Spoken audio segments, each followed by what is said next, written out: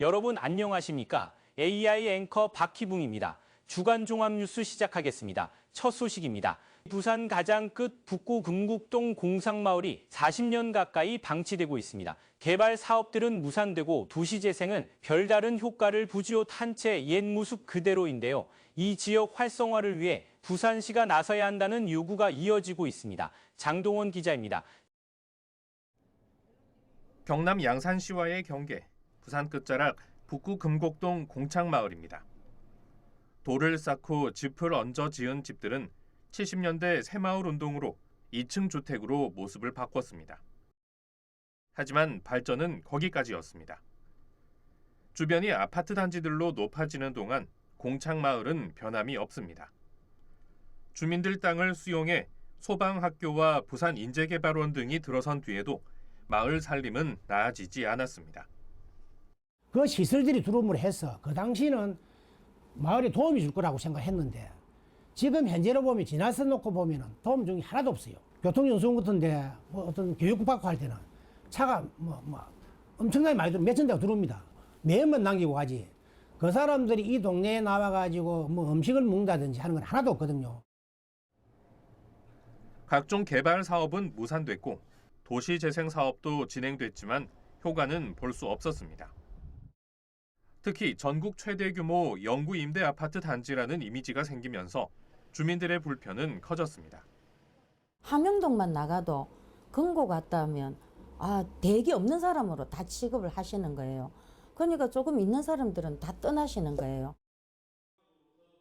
지난 5일 부산시 의회에선 공창마을 활성화를 위해 부산시가 나서야 한다는 요구가 나왔습니다.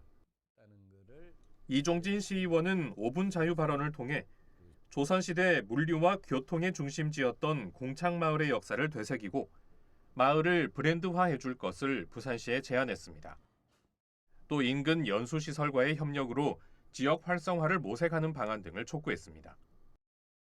시에서는 실태 조사를 먼저 한번 해서 주민들이 무슨 아픔이 있고 어떤 역사적 가치가 있는지를 좀 더 우리가 현실적으로 파악을 하고 주민들이 이렇게 힘들게 살아왔으니까 그에 대한 보상이라기보다는 같이 좀 더 발전할 수 있는 그런 방향을 만들어달라, 현실을.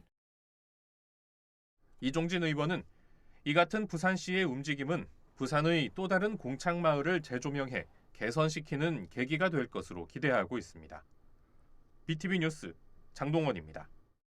한국산업은행 부산 이전을 위한 법률 개정안이 2년째 국회 문턱을 넘지 못하면서 지지부진하고 있는데요. 최근 부산상공회의소 회장을 청원인으로 하는 산업은행법 개정 촉구 국회 청원이 본격적으로 시작된 데 이어 산업은행이 이전에 올 남구에서도 지지선언과 함께 5만 명 청원 동의에 힘을 모으기로 했음이 다 박재한 기자입니다. 2025년 꼭 산업은행 부산 이전 실현의 한 해로 함께하겠습니다. 화이팅! 된다 된다 된다 문팀행 꼭 된다. 산업은행은 준비된 부산 안구로 산업은행 정말 정말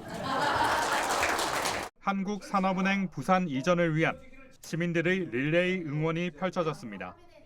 남구는 산업은행의 조속한 문현 금융단지 이전을 위해 한국산업은행법 개정 촉구, 국회 국민동의 청원에 전폭적인 지지를 선언했습니다.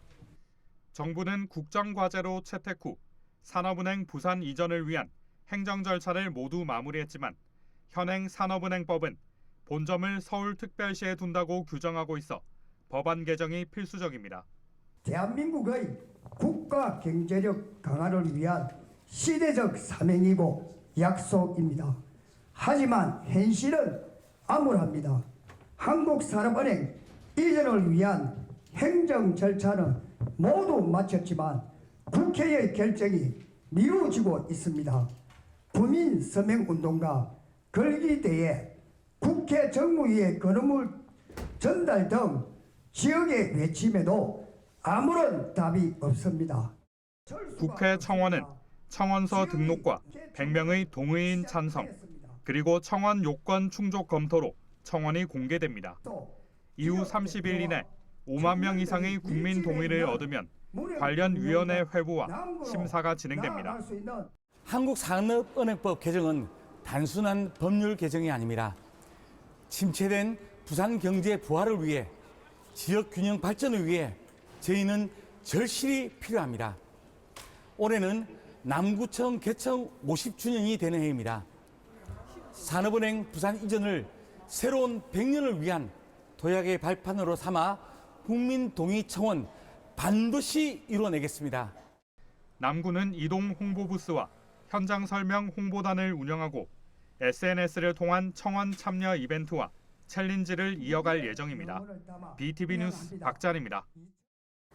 연말 착공을 목표로 사업자 모집에 나섰던 가덕신공항 접근철도와 접근도로 건설 사업이 시작부터 안개 속입니다. 접근철도 한개 공고와 접근도로 사업에 신청서를 낸 건설사는 한 곳도 없는데요. 공항 부지 조성공사가 4차례 유찰된 경험이 다시 반복되지 않을까 우려됩니다. 장동원 기자입니다. 지난달 마감된 가덕신공항 접근철도 건설공사 109 입찰에는 롯데건설 컨소시엄과 한신공영 컨소시엄 두 곳이 의향서를 제출했습니다. 국가철도공단은 사전 심의와 정식 입찰 등을 거쳐 오는 8월 최종 사업자를 선정할 계획입니다. 하지만 접근철도 209에는 신청서를 낸 곳이 한 곳도 없었습니다. 접근도로 사업 역시 참여 의사를 밝힌 곳이 없습니다. 전체 16.5km 중 8km 구간과 공항 정거장을 건설하게 되는 209의 경우 전력설비공사와 신호공사를 포함하고 있어 높은 작업 난이도 등으로 건설사들에게는 큰 부담인 것으로 알려지고 있습니다. 3개 교량과 2개 터널을 포함한 접근도로 사업은 총 5,600억 원이 투입되는데 최근 상승한 인건비와 자재비 등을 고려하지 않은 금액이란 의견입니다. 10조 원이 투입되는 공항 부지 조성 공사가 4차례 유찰되는 사이 입찰 조건을 변경하고 결국 수의 계약으로 전환하는 과정에서 6개월이 소요된 일을 떠올리게 합니다. 국가철도공단과 부산지방국토관리청은 최대한 빨리 재공고를 낸다는 입장입니다. 국토부는 당초 큰 변수가 없다면 올해 하반기 사업자를 선정하고 올 연말 공사에 들어가 공항 개항 목표에 차질 없이 진행하겠다고 밝힌 바 있습니다. BTV 뉴스 장동원입니다. 부산시가 지방자치단체 처음으로 부산 산업전환 녹색펀드를 신설했습니다. 기업이 투자를 위해서 돈을 빌려 자금을 공급했다면 이제 펀드 조성을 통해 신규 자금이 투입되는 방식인데요. 획기적인 방식이다 보니 지역 신산업 육성에 기대가 큽니다. 김윤정 기자의 보도입니다. 부산 지역 경제 성장은 80년대 대비해 40% 급감했습니다. 수도권 중심의 경제 성장으로 청년 인구도 수도권으로 유출되고 있습니다. 부산시가 지역 경제 성장을 위해 저부가가치 전통 제조업 중심의 산업구조 전환에 나섰습니다. 부산을 포함한 동남권 중견기업에 향후 9년간 2조 3천억 원 규모를 투자하는 일명 부산 산업전환 녹색펀드가 새로 생깁니다. 먼저 5대 은행이 매년 500억 원, 산업은행이 10억 원, 은행의 출자 부담을 낮추기 위해 부산시가 41억 원을 부담하는 모펀드를 조성하기로 했습니다. 여기다 산업은행이 모펀드 출자뿐만 아니라 자펀드에 추가 출자해 향후 투자 기업에 대해서도 다양한 방식으로 지원하는 방안을 검토 중입니다. 중앙정부와 지방정부 또 국책은행과 이 시중은행 등이 다 힘을 합쳐서 이 2조 3천억 정도 규모의 이런 전환 펀드를 앞으로 만들게 됩니다. 지역의 기존 제조업 또는 그 산업 기업들뿐만이 아니라 혁신 기업들도 이 펀드를 활용을 해서 신기술을 개발을 하고 또 기존의 시설들을 새로운 시설로 전환을 하고 또 새로운 이 판로를 개척하는데 큰 힘이 될 것입니다. 금융위원회도 비수도권 경제 성장을 견인할 지방 혁신 모델로 보고 협력 체계 구축과 참여를 약속했습니다. 정책 당국 입장에서도 이번에 이렇게 이제 공적인 펀드에 은행들이 출자를 할 때 BIS 비율 계산할 때 그 위험 가중치를 한 400%입니다 일반적으로. 이걸 지금 100%로 내려서 적용할 수 있도록 저희들이 그렇게 해석을 한다 그럴까요? 이제 제도를 그렇게 운용을 해 나갈 겁니다. 그래서 출자할 때 조금 더 부담을 덜어드리는 그런 이제 저희들 정책상의 어떤 노력도 이 펀드의 구조에는 들어가 있다.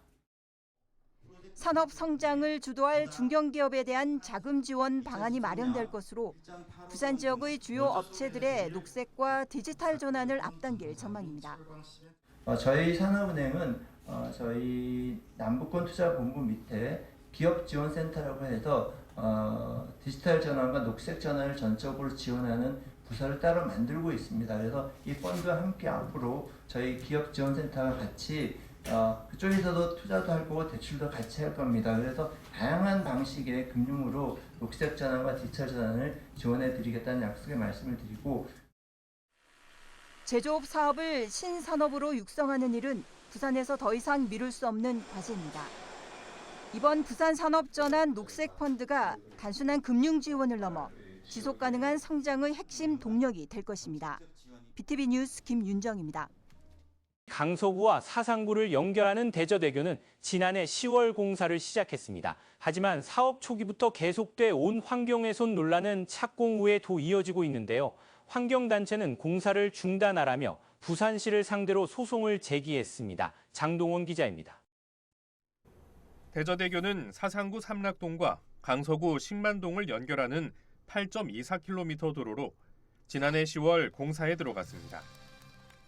늘어나고 있는 강서구 교통량을 소화하고 서부산권 교통난을 해소하기 위한 도로입니다. 이제 강을 건너와야 우리 강서구가 부산과 연결이 되고 경상남도와 연결이 되기 때문에 강이 매우 중요한데 국가유산청에 형상변경 허가를 다 득하고 대저대교는 작년에 착공을 했고, 하지만 대저대교는 철새 핵심 서식지를 관통하면서 환경훼손 논란이 끊이지 않았습니다. 착공 이후에도 공사를 반대해온 환경단체는 법적 대응에 나섰습니다.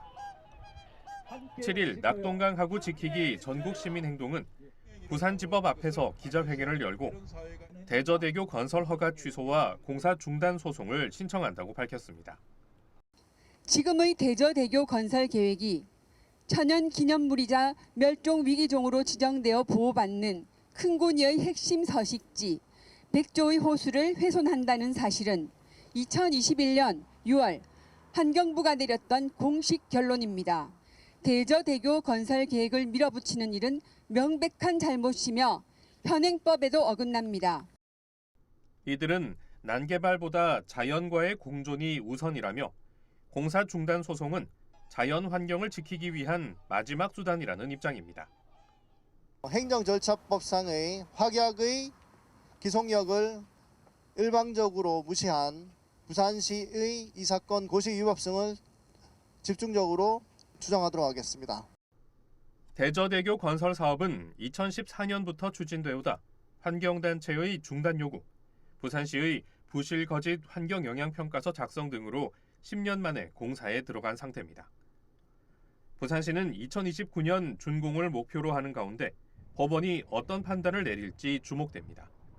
BTV 뉴스 장동원입니다.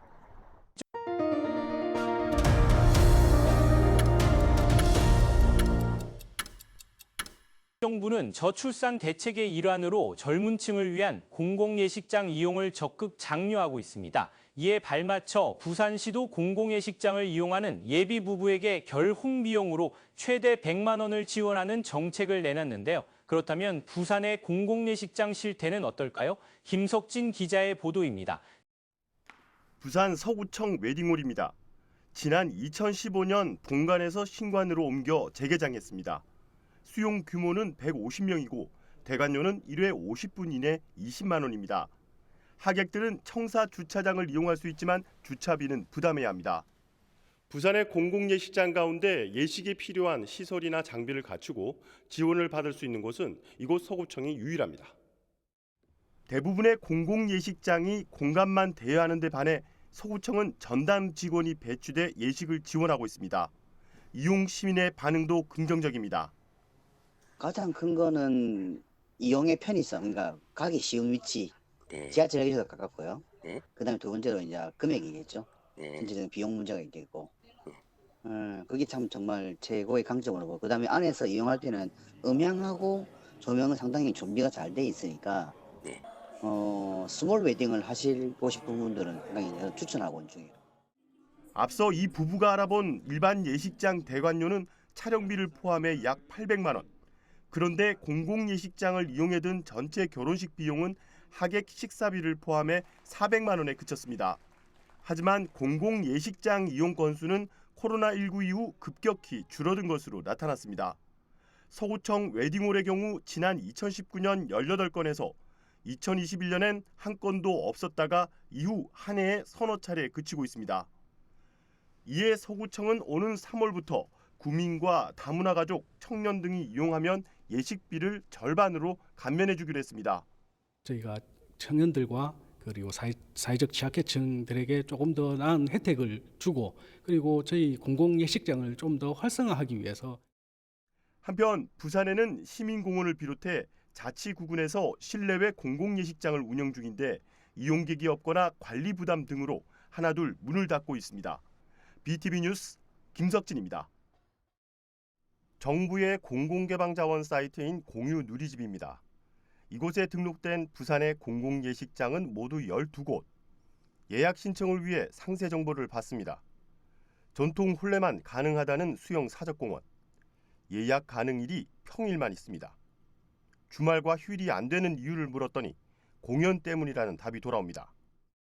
저희가 이게 공연장이고 공연누리에 올려달라고 해서 올려는 드렸는데 이게 저희 전통 예식하지가 않은 지도 상당히 오래됐고 다른 제반 사항이 전혀 없어요. 공투 딱 하나만 있는 거거든요. 그래서 여기서 만약에 결혼을 하신다 그러면 모든 사항을 다 가지고 들어오셔야 돼요.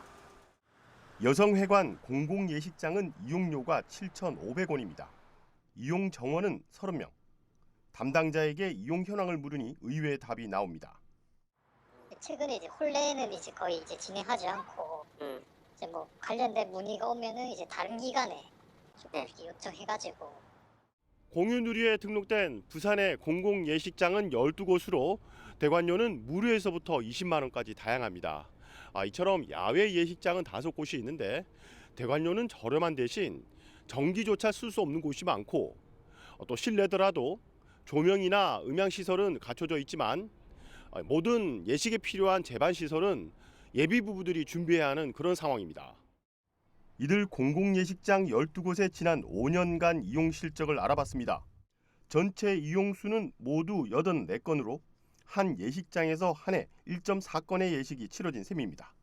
이 중 충렬사 야외마당에서만 52건의 전통 혼례가 치러져 전체의 60%를 차지했습니다. 반면에 5년간 한 번도 예식이 없었던 곳도 4곳이나 됐습니다. 이런 가운데 부산시는 올해 검소하고 합리적 결혼 문화 확산을 위한다며 공공예식장을 이용하는 예비부부 20쌍에게 최대 100만 원을 지원키로 했습니다.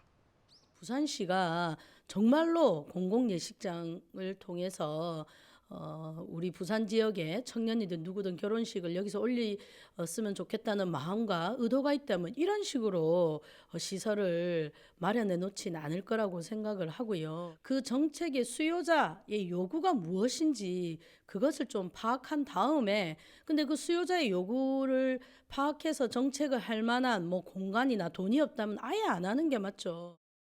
한편 부산시는 실적이 저조한 공공예식장 수를 조정하고 추가 발굴에 나설 계획이라고 밝혔습니다. BTV 뉴스 김석진입니다. 황령산의 전망대 등 복합 관광시설과 케이블카 조성이 추진되는 가운데 환경 파괴와 난개발 우려가 제기되고 있습니다. 환경단체는 사업을 백지화하고 개발 유보를 통해 현명한 보전과 지속 가능한 이용법을 찾을 것을 부산시에 촉구했습니다. 각재한 기자입니다.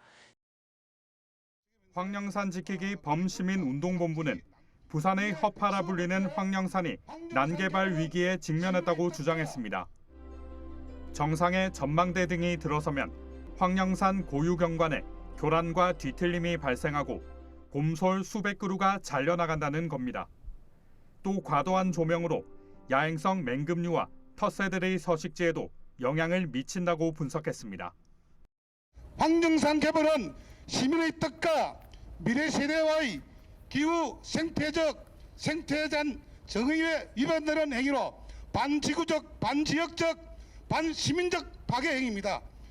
사적 이익을 위해서 수만 년 형성된 고유 경관의 훼손과 더불어 발달 과정의 산림 생태계를 파괴시키면서 시민이 향유해야 할 생태 환경 경제적 이익과 공동체의 미래를 어둡게 하는 이런 개발은 개발 행정과 유착되어 있습니다.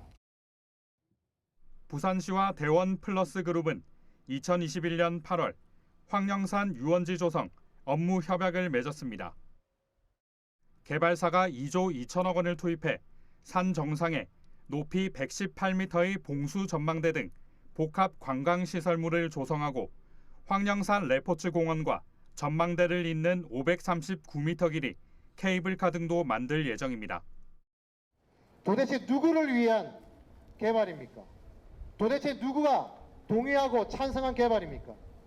시에 돈 한 푼 안 들어간다고 자랑할 것이 아니라 도대체 시민과 미래 세대를 위해서 가장 남겨해 줘야 될 자연유산을 저렇게 막무가내로 민간 투자한다는 이유만으로 저렇게 개발을 허락해도 되는 것입니까? 시민 누가 동의한다고 말했습니까? 황령산 유원지 개발 사업은 환경 영향평가 결과만 남겨놓고 있습니다. BTV 뉴스 박찬입니다.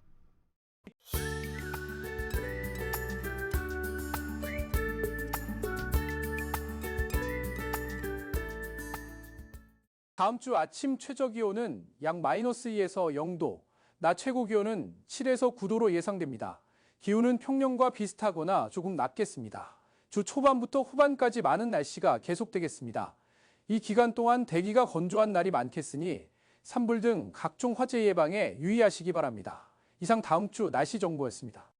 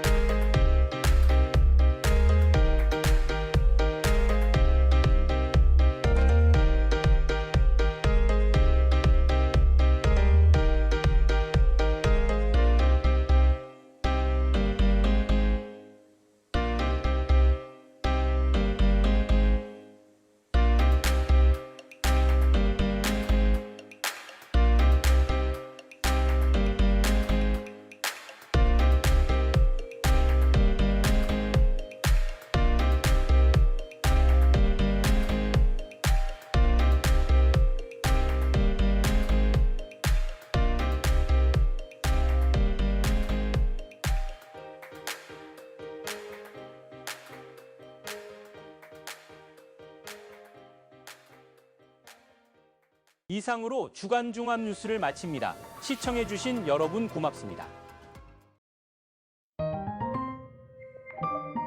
채널 BTV